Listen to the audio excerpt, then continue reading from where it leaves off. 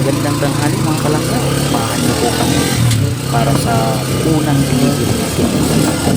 So tara na. Medyo bilis-bilisan lang natin para hindi matunaw.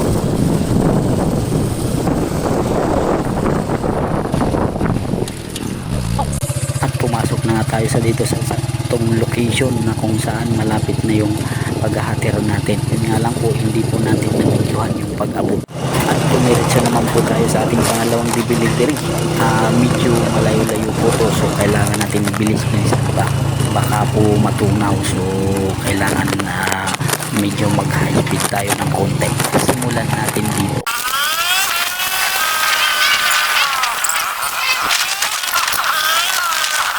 Yun, nandito na tayo sa may overpass dito sa Bagsakan. Mabilis na tayo kaya nakarating tayo dito agad.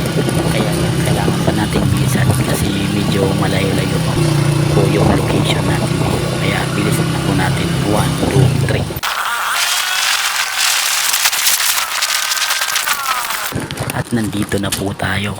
Siya pala sa iyo, Ate Rose Kiruna.